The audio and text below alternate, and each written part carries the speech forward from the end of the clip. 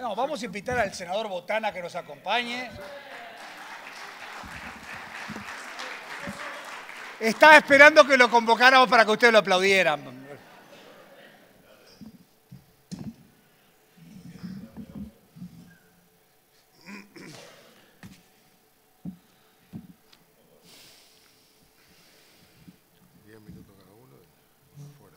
Bueno, buenas tardes a todos. Un gusto estar con ustedes en la tarde de hoy aquí.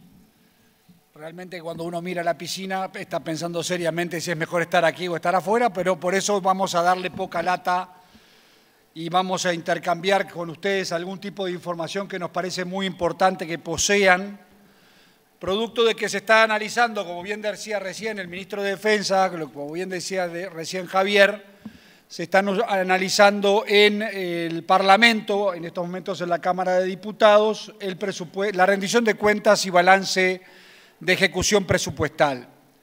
Y en pocos días más pasará al Senado, comisión que integramos con Jorge, con Sergio, y que nuevamente se repite todo el trámite que la Cámara de Representantes está llevando adelante.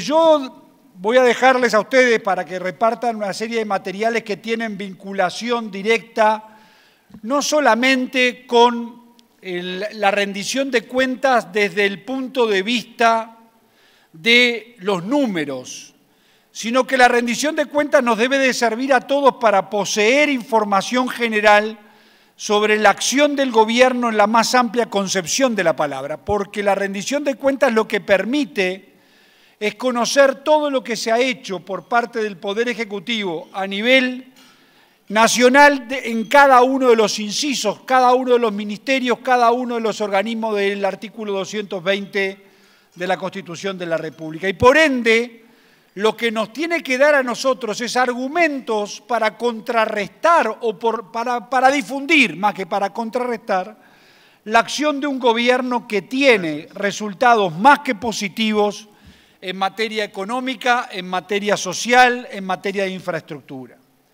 En ese sentido, entonces, creo que lo más importante, y así podíamos dividir la tarea, es que Jorge les diera una introducción a lo que es la rendición de cuentas y Sergio quizás pudiese hablar de los temas vinculados esencialmente a lo que el Gobierno Nacional ha hecho en materia de inversión en el interior del país, tanto en la vinculación con los gobiernos departamentales como también en inversión directa en algunas áreas que creemos que son récord, producto que todos los números están marcando, cumpliendo con un compromiso que no podía ser de otra manera, nuestro partido tiene para con el interior del país, la intención de aumentar todos los porcentajes de inversión, de traspaso de recursos, de transferencia de recursos, que desde el Gobierno Nacional se está llevando a los gobiernos departamentales y a los gobiernos municipales. Por tanto, quizás la única reflexión, para tampoco hacer muy larga la intervención, que me gustaría a mí compartir con ustedes, sin perjuicio de alguna pregunta que posteriormente pueda existir con relación a las intervenciones que escuchen, está vinculada a lo siguiente. Es necesario de parte de nosotros, y cuando digo nosotros digo del Partido Nacional, desde el gobierno, desde los gobiernos departamentales, desde los gobiernos municipales, desde nuestras figuras como dirigentes políticos que somos, incrementar nuestra comunicación poniéndole especial énfasis en lo que se está haciendo. Para ninguno de ustedes escapará que hoy estamos enfrentando una estrategia vinculada al principal partido político, al Frente Amplio y al PIT-CNT, que tiene como objetivo instalar como verdades una serie de lo que ahora se conoce comúnmente como relatos, que tienen que ver con que todo está mal, con que hay carestía, con que hay hambre, con que este es un gobierno que gobierna para los ricos, con que es un gobierno que se ha olvidado de sus promesas electorales, con que es un gobierno que es insensible, que ha aumentado impuestos, que no le destina los recursos imprescindibles a las políticas sociales, a la educación, a la salud. Nada de eso es cierto, pero como se repite mil veces y son muchos los actores que lo repiten, tiende a crearse un clima, porque también es verdad, no todo está bien, está todo mucho mejor, pero no todo está bien, todavía falta mucho por hacer. La visión que tenemos que tener no es una visión conformista, ni nada que se le parezca, pero es una visión objetiva de lo que tiene que ver con una acción de gobierno que desde nuestro punto de vista debemos de desplegar toda la fuerza en el territorio para intentar transmitir. ¿Por qué? Y con esto voy cerrando. Porque nosotros hoy estamos enfrentando un proyecto, una estrategia política que tiene varios frentes de acción. Que tiene un frente político, que quizás hasta no sea el más importante, que hoy representa el Frente Amplio, pero también tiene un frente sindical, también tiene un frente cultural. Hay que escuchar, y a ver, hasta las cosas básicas como son el carnaval, lo que la gente está permanentemente recibiendo es la mala onda, la mala vibra de que todo está mal, de que todo está peor, de que nos hemos olvidado de los compromisos, que no hemos cumplido con las promesas electorales. Y por ende, entonces, desde nuestro lado, tenemos que transmitir, informarnos para transmitir sobre una cantidad de cosas que son positivas, reconociendo que todavía falta mucho por hacer, pero partiendo de una premisa muy sencilla. Si ellos no lo solucionaron en 15 años, no pretenderán que nosotros lo solucionemos en 2 años y medio. Pero así y todo, creo que es muy importante, estimadas amigas y estimados amigos, compañeros, que tengamos para esto un trabajo al que le tenemos que dedicar mucho tiempo. Nosotros tenemos por costumbre dedicarle mucho tiempo a la gestión, y está bien que así sea. Pero no hay que desatender esto que es la comunicación, que es el contacto, que es la charla, que es el intercambio con toda la ciudadanía en general, y especialmente en la cercanía que, de más está decir, los gobiernos municipales, las alcaldías, la dirigencia tiene en todo el país. El partido tiene la inmensa mayoría de las alcaldías y por ende de alcaldes y concejales municipales. Tiene una cantidad enorme de ediles, tiene una cantidad enorme de jerarcas departamentales, además de los legisladores y además de las jerarquías que están en el Poder Ejecutivo. Es una herramienta poderosísima de comunicación si la optimizamos. Y me parece que esa es la tarea que tenemos por delante, organizar esa tarea de comunicación. Para poder comunicar hay que estar comunicado, y ahí reconocemos un déficit que tenemos que corregir rápidamente, que es transmitirle a ustedes la base de todo lo que se está haciendo para que ustedes lo puedan difundir. Porque claro, a ver, a veces los senadores, fíjense en ustedes quiénes, nada más ni nada menos que senadores, nos miramos entre nosotros y decimos, che, ¿vos estabas enterado de esto? Y nos miramos y decimos, no, y a veces hasta nosotros nos enteramos por la prensa. A ver, si eso les sirve como consuelo a ustedes, quédense tranquilos que a nosotros también nos pasa. Pero rápidamente lo tenemos que corregir porque estamos a muy poco tiempo de empezar a pasar la línea a la gestión gubernativa. Así que sin más, Jorge les va a conversar algunas cosas vinculadas a la rendición de cuentas y Sergio les va a dar otros datos que él maneja muy bien con relación a la tarea de los gobiernos departamentales y municipales, y después estaremos a las preguntas que ojalá no tengan para hacer. Muchas gracias.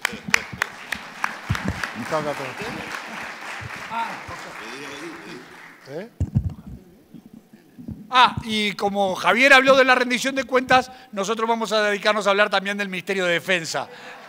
Y de esa manera, entonces, anunciamos, según Sergio, una buena idea, vamos a instalar una unidad militar en cada alcaldía para proteger los intereses de los señores alcaldes y de las señoras alcaldesas. Con militares, con unidades, con aviones y con barcos para los que tengan costa. Y los que no, bueno, les daremos una chalana. Pero eso, por modestia, Javier no se lo quiso decir. Bueno, muchas gracias. Gracias, Gustavo. Gracias a ustedes por la invitación y felicitarlos al partido por la iniciativa, a ustedes por el esfuerzo de venir tan lejos, muchos, y interactuar, convivir, conocerse a 2 años de la elección departamental, muchos se están conociendo, y desearles que vayan formando un cuerpo más estable de opinión dentro del partido y del país, y cuenten con nosotros cuando nos necesiten. La rendición de cuentas, acá la tengo. 459 artículos, de lo cual solo el primero es la rendición de cuentas. Es el que dice, apruébase la rendición de cuentas del ejercicio 2021 con tal déficit presupuestal y tanto extrapresupuestal. Punto. Todo lo demás son articulados que tienen que ver con temas de funcionarios, de los organismos, de estructuras, de cambios, de leyes que reciben modificaciones, pero la rendición de cuentas es el primer artículo y 1,20 m más o menos de anexos que la acompañan y que forman parte de la ley, dentro de los cuales hay que navegar para encontrar los datos valiosos. Una rendición de cuentas no aprueba cada año todo, aprueba los cambios. Todo viene ya aprobado y continúa. Acá no están los salarios, no están las inversiones. Eso está en el planillado. Acá está lo que cambia, lo que se agrega o se modifica. Por lo tanto, lo que tenemos a consideración es la rendición de cuentas del año pasado y lo que va a empezar a regir el 1 de enero del 2023. Es bueno decir que esto se tiene que poner en un marco, porque es casi una hazaña que un equipo económico pueda construir un presupuesto que está realizado a partir de supuestos. Los supuestos de cómo va a funcionar la economía a nivel mundial, regional, nacional, en cada una de sus variables. Y hay que tener claro que los gastos se autorizan, y cuando se autorizan se gastan, y los ingresos son relativos a una realidad económica que a veces no manejamos. Cuando se llegó al gobierno no estaba la pandemia. Y se tuvieron que construir supuestos sobre un escenario absolutamente incierto de qué iba a pasar con la pandemia, cuánto iba a durar, cómo iba a impactar en Uruguay y en el mundo, en sus consecuencias económicas, sanitarias y sociales. Bueno, lo que debemos decir hoy es que la rendición de cuentas del ejercicio pasado nos demuestra que todos los economistas vinculados al gobierno y vinculados a la oposición se equivocaron. La mayoría de los que opinaron sobre este tema dijeron que iba a ser imposible que el comportamiento de la economía fuera el que previó el gobierno sin aumentar impuestos. Eso fue lo que dijeron todos.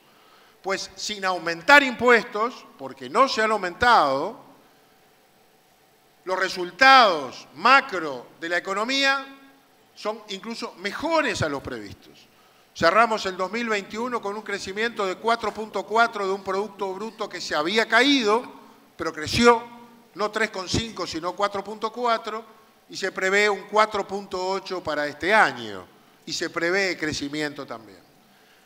Es bueno decir que un presupuesto se construye sobre la realidad, y la realidad es la que tomamos, y tomamos un país muy complicado.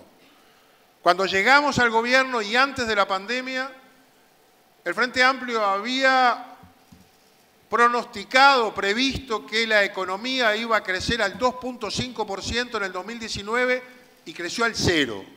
Los dos últimos trimestres fueron de estancamiento y por lo tanto recesión económica en el país. Así lo tomamos. Con un desempleo del 10,6%. Hay que ir hasta el 2006 para encontrar un desempleo igual. Con un déficit fiscal que estaba previsto en 2,5 del producto y fue 5 puntos del producto.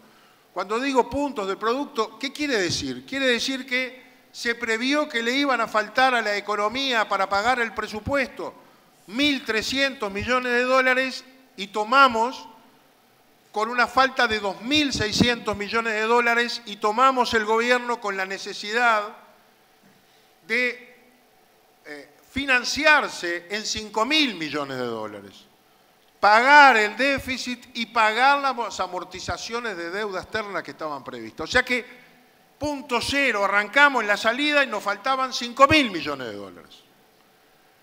En el año 2019 pagamos de intereses, de deuda externa y solo de intereses, 2.036 millones de dólares. De aquella deuda externa que antes que asumiera el Frente Amplio el gobierno se decía que era inmoral y no había que pagarla, creció a tal tamaño que solo de intereses en el 2019 pagamos 2.000 millones de dólares.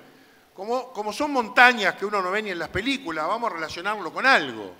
¿Cuánto recaudó en el 2019 todo el IRPF más todo el IAS? Es decir, todos los impuestos que van al bolsillo de todos los trabajadores y de todos los jubilados. 1.970 millones. O sea, todo el IRPF y todo el IAS no alcanzaron para pagar los intereses de la deuda externa. Es bueno que sepamos estas cosas. Ese fue el modelo insustentable que nos dejaron.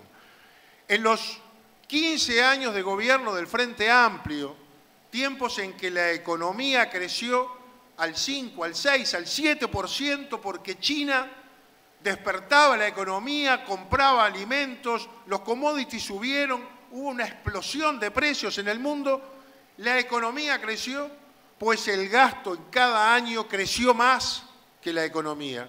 Y en el total de esos 15 años el déficit fiscal fue de 18.000 millones de dólares, 11.000 millones de dólares de los cuales fueron en el último quinquenio.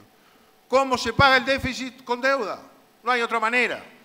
Y la deuda que Uruguay la contrae, porque en el 2002 Uruguay contrajo compromisos y los pagó todos, y por lo tanto tiene liquidez y posibilidad de contraer deuda, pero el que presta no hace caridad, cobra intereses. Y eso es una atadura fenomenal. O sea que tomamos un país con una economía con enormes debilidades, en recesión, con alto déficit fiscal, con alto desempleo. Y nos cayó la pandemia 13 días después.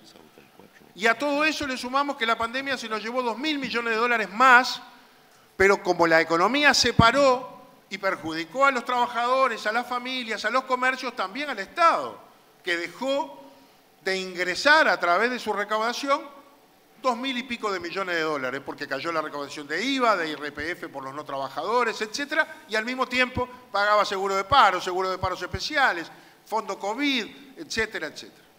Es decir que la economía fue muy compleja, pero Uruguay previó, a través del liderazgo del presidente de la República, que eligió el camino no probado de la libertad responsable, y se bancó, como nos bancamos todos a los 15 días de declarar la emergencia sanitaria, el cacerolazo del PIT-CNT, lo tengo guardado acá, a Fernando Pereira convocando a cacerolear contra el gobierno porque no declaraba la emergencia, ¿cómo era la cuarentena obligatoria?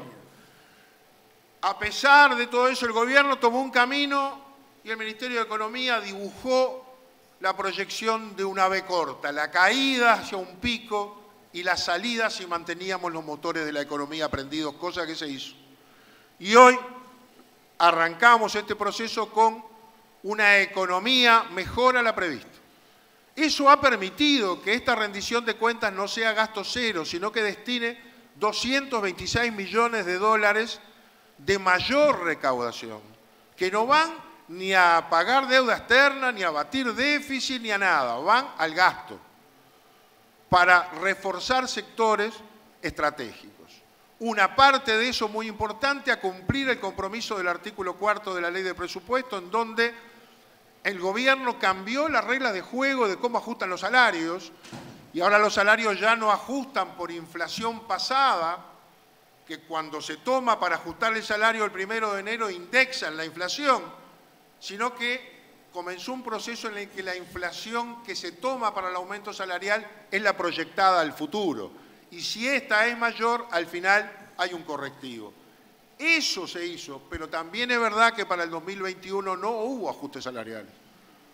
Y había conciencia del momento difícil que estábamos viviendo. Pero dice el artículo 4 que en los siguientes presupuestos, cada 1 de enero, se irá recuperando lo perdido hasta empatar en el año 2024. Y acá vienen 70 millones de dólares a partir del 1 de enero del 2023 y 140 millones de dólares para el 2024, que en su total corrigen todo lo perdido, pero además incrementan por encima de eso los salarios más bajos.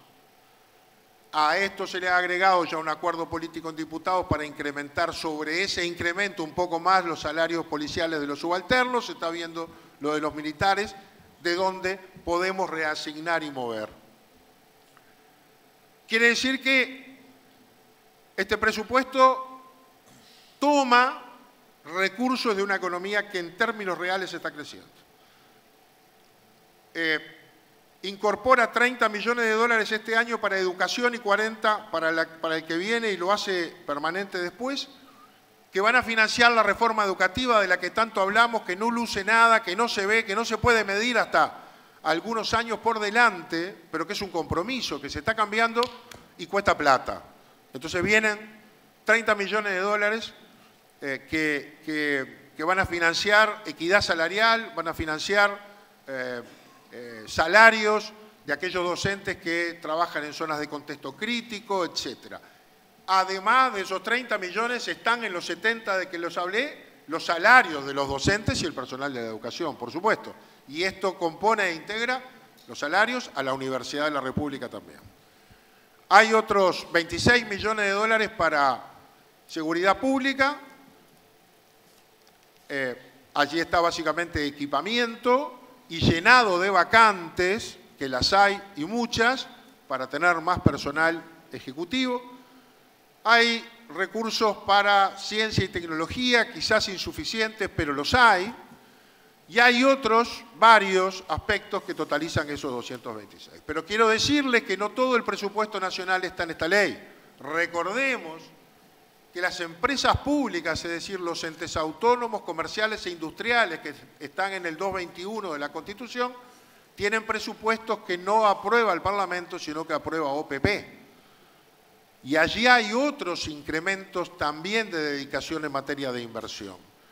Hay un componente de inversión muy importante en este periodo donde en las rendiciones van a haber pequeños montos, que son las cuotas del pago de PPP, pero sobre todo el nuevo sistema de financiamiento de obra que son los CREMAF, que es una creación de este gobierno que sustituye las PPP, que son muy caras en materia de intereses y muy engorrosas, y han permitido ya tener en marcha todas estas obras que ustedes conocen, donde quien gana la licitación de ruta o de tramo de ruta pone el dinero, tiene 2 años para construir y lo va a recuperar en los 10 años siguientes, y eso es mucho más barato para el Estado y se financia ahí, no está acá.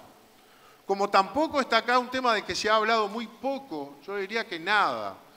Nos criticaron mucho y con razón, porque cuando no se ajustaron los salarios ni públicos y por acuerdos en la mayoría de los privados tampoco en el año 2021, cayó el índice medio de salarios y el índice medio de salarios es la variable por la cual ajustan las jubilaciones y por lo tanto es verdad que en el 2021 y en el 2022 cayeron las jubilaciones.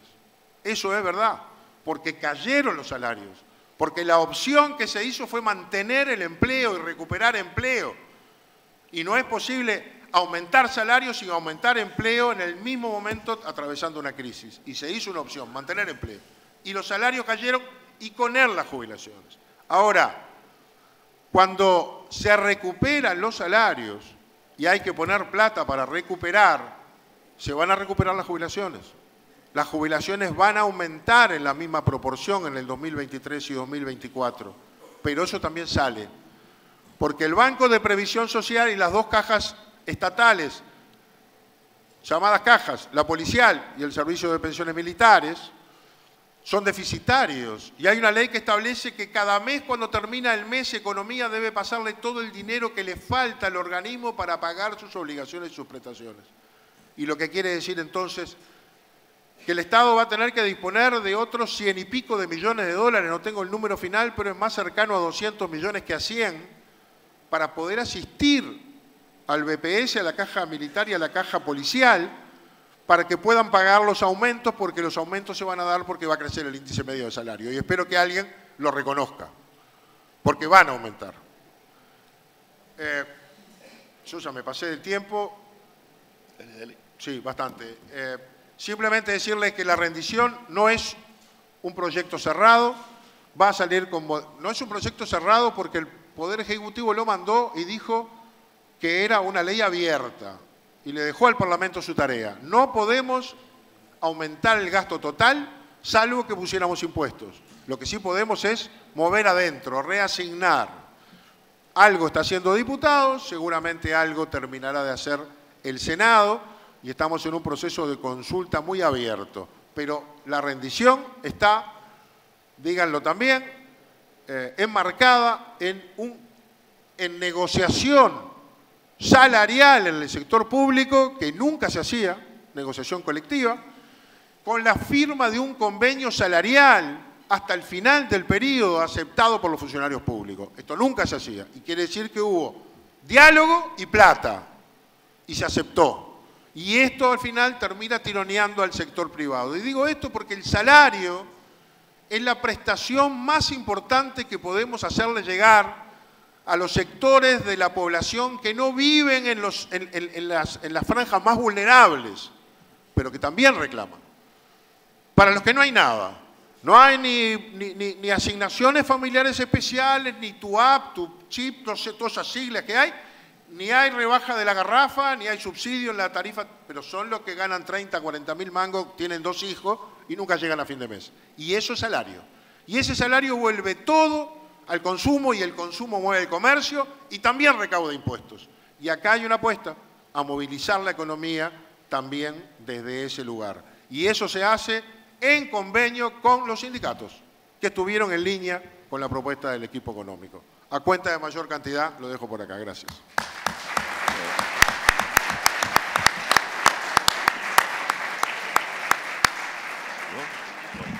Senador Botana. Sí. 2 o 3 apuntes nada más. Ayer tuvimos la oportunidad de conversar sobre algunos aspectos legales. Creo que ha sido muy claro lo que expuso Javier, lo que expuso Gustavo Penades y lo que expuso Jorge Gandini acerca del tema presupuestal. 2 afirmaciones que creo que son de importancia política. La primera, cuando termine la historia de este periodo de gobierno, nuestros funcionarios públicos van a haber crecido en su salario un 3% por lo menos. 3% de crecimiento real. Para los que decían que veníamos a hambrear a la gente y a los funcionarios públicos y a disminuir la capacidad de compra del salario público. Primera cosa. Y va a subir el privado también, porque el gobierno se ha preocupado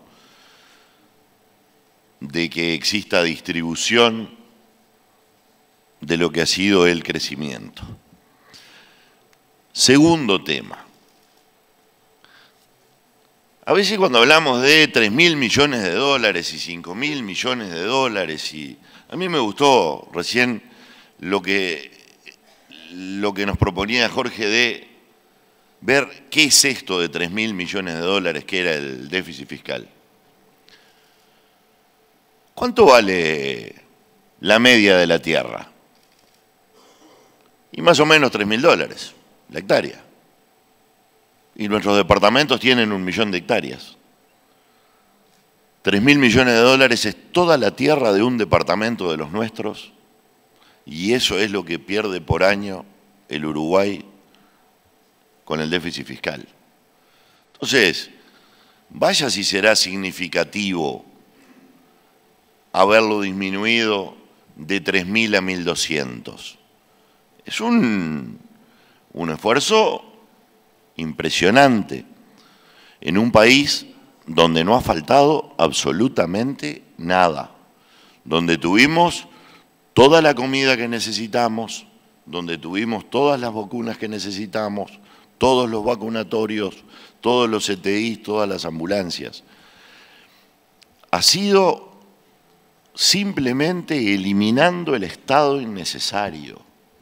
Y creo que debemos insistir en eso en todos nuestros ámbitos. La eliminación del estado innecesario para que el Estado esté donde debe estar y haciendo lo que debe hacer. 3 aportes pequeños. Tenemos que trabajar bastante en la difusión de temas como el plan de infraestructura que nos mostró ayer el ministro Falero. Tenemos que trabajar bastante en el diálogo con el ministro Lema para que esas políticas sociales lleguen en sus beneficios a nuestra gente pero que no aterricen como aterriza un avión, sino que sean rediseñadas a la medida de la necesidad de cada uno de nuestros ciudadanos. Por eso tiene que haber interacción ahí, pero tenemos que darle fuerte valoración a la inversión social que se está haciendo en el tema alimentación, en el tema, bueno, en los jornales solidarios que los hemos venido disfrutando directamente, en todo ese trabajo para que la gente tenga calefacción, etcétera, con el descuento de la UTE, ese trabajo formidable. Lo que se ha hecho del Ministerio del Interior recuperando la comisaría y recuperando el puesto rural y recuperando, o sea, un gobierno que ha mirado el país entero y que el desafío que tenemos en la próxima reunión, medio en la propuesta de nuestro alcalde de Paso de los Toros, Luis Irigoyen nos proponía que sean los ministros los que nos escuchen. Yo lo que me imagino es que empecemos a organizarnos, a dialogar, que dialoguen los alcaldes entre sí, que reúnan todos los cuestionarios y que de este lado estén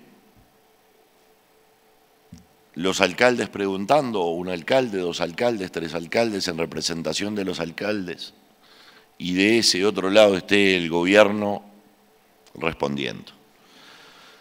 Eso es lo mejor que podemos hacer como formato para la próxima reunión. Dos cositas más. Fondo de amortiguación. En el presupuesto quinquenal anterior, en el último del Frente Amplio, cuando negociamos el gasto destinado a los gobiernos departamentales, el gobierno del Frente Amplio por afuera del presupuesto de los departamentos y de los municipios,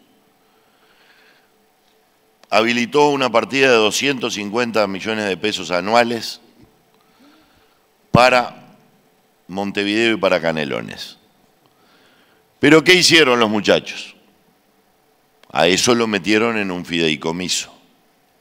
Se juntaron como 100 millones de dólares para que se repartieron entre Montevideo y Canelones.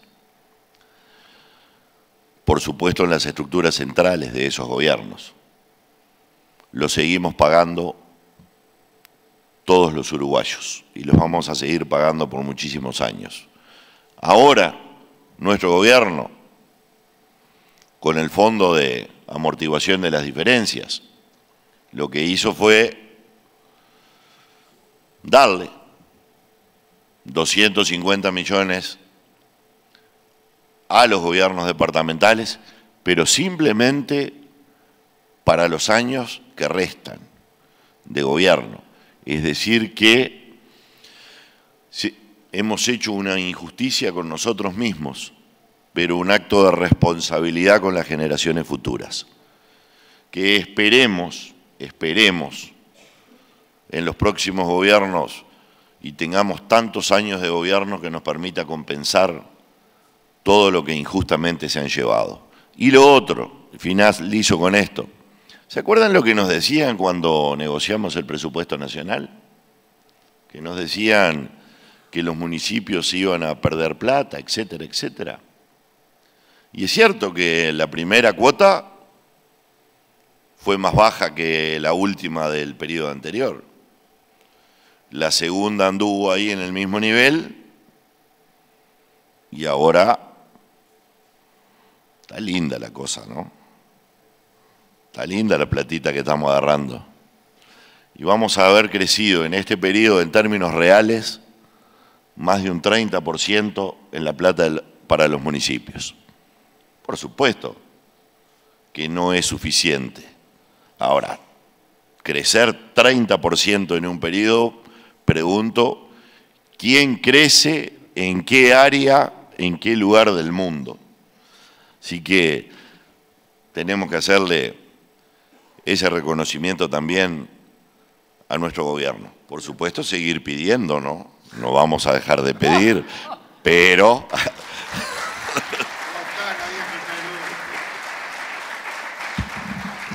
Bueno, si hay alguna pregunta, nosotros vamos a dejar una cantidad de datos, que no queremos tampoco aburrirlos, pero que creo que vale la pena que alguno de ellos que están vinculados al interior. Tenemos que destacar, entre otros, el trabajo que viene realizando la Oficina de Planeamiento y Presupuesto y, entre otros, nuestra compañía María de Lima, que al frente del tema de las alcaldías está muy cercana al trabajo, por lo menos es lo que se percibe desde el Gobierno Nacional, y creo que todos debemos reconocerlo. Pero, como decía Sergio, hay datos que vale la pena que resaltemos. El primero es que en el año 2021 se terminó con las alcaldías, ejecutaron el 99.6% de todos los fondos nacionales para el nivel de gestión del tercer gobierno. Va a aumentar un 30% para incentivar la gestión. Hay, además de eso, fondos que están dedicados para el quinquenio. Se ha previsto un aumento del 17.85% para el plan de inversiones. Hay viviendas, y el plan de viviendas realizado por el Gobierno Nacional se desplegará por todo el país conjuntamente con la regularización de asentamientos. Tenemos una serie de datos del Gobierno Nacional que Jorge bien decía que vale la pena que insistamos. El país creció y está creciendo. La tasa de desempleo hoy está por debajo de los niveles del año 2015. Aumentó el ingreso de los hogares, y eso como consecuencia que hay más gente trabajando. Se han dedicado más de 1.700 millones de dólares a los planes de asistencia social y a los planes sociales. O sea, hay una cantidad enorme de datos que se los vamos a dar porque vale la pena que los difundamos. Recién Jorge me decía en voz baja una cosa que es cierta. A ver, este tema del aumento de los jubilados nadie está hablando, pero va a haber un aumento de los jubilados. Lo que se acaba de decir por parte de Sergio en cuanto a la transferencia de recursos hacia el tercer nivel del sector de gobierno también es una realidad. Esas cosas son las que tenemos que organizarnos para comunicar. En eso creo que el Partido Nacional, que viene haciendo una buena gestión de comunicación, tendrá que dotarlos y dotarnos de mayor cantidad de información para que todos seamos voceros y portavoces de las tareas que tenemos por delante. Me parece una buena idea la que aquí planteaba Sergio, que quizás en la próxima reunión puedan ser los alcaldes los que le planteen al gobierno sus preocupaciones y sus inquietudes, quizás dividiendo el país por regiones y de esa manera entonces facilitando la tarea, o como él también bien lo planteaba. ¿Hay alguna pregunta para realizar? Bueno. Creo que nos están despidiendo. El aplauso dice que nos tenemos que ir. Invitamos a la señora vicepresidenta de la República a cerrar el Congreso. Muchas gracias a todos por su atención.